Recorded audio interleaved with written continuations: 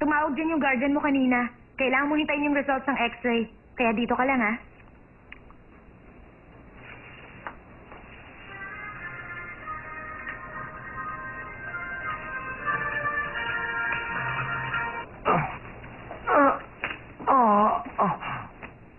Oh, may nakahuli sa akin. Binaril nila ako ng pellet gun sa ulo. Hindi. Basta mamaya na lang. Sa ngayon, aray! Dali niya yung motor ko. Tapos na po ako sa ginagawa kong research paper. Mabuti kung ganun. May naitulong ba ito sa pag-aaral mo? Opo, marami po akong natutunan. Maayos ang pagkagawa mo sa mga chart. Interview na lang at pwede ka nang maging professor. Opo, ang totoo niyan... ready na po ako. Pasensya na po kayo. May tumatakas po kasing pasyente.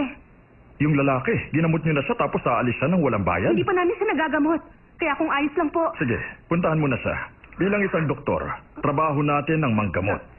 Opo, mauna na po ako. Nurse Choi! Po? Nasaan yung pasyente rito? Nandito lang sa kanina. Sige na, kailangan ko na talagang umalis. Kapag hindi mo ako pinalis, guguluhin ko yung ibang mga pasyente. Tumakas pa siya? Nakalusot siya sa'yo? Pasensya na po. Nakita ko siya sa parking lot. Mas namamaga yung paa niya. Ay, nakakainis naman. Kapag nahuli ako ng boss ko, sa morgue ako pupulutin, hindi dito sa ospital nyo. At saka wala kayong karapatan na ikulong ako sa loob ng ospital. Pwede akong umalis kung gusto ko. Huwag mong kalimutan na may obligasyon ka rin sa amin. Ay, magbabaan nyo muna ako.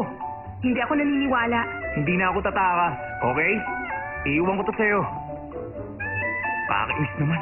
Ano ba? Bitiwan mo nga ako. Ay, lagot na naman ako kay boss nito. At sa pang may lakas ng loob na magalit, ha? Big boss? Puro sila kalokohan. Dapat magpa-enlist ang mga bata ngayon sa militar para magtinu sila eh. Back to work. Apo. Bakit hindi niya sinasagot ang tawag ko? Baldaron! Ba? Oo. Lagot sa akin yung pag nahuli ko siya. Uy, Diego. Yung ba ang dahilan kung ba't naghahanap ka ng punerarya? Ay, nababaliw ka na nga. Hanapin na natin siya. Magtago ka na.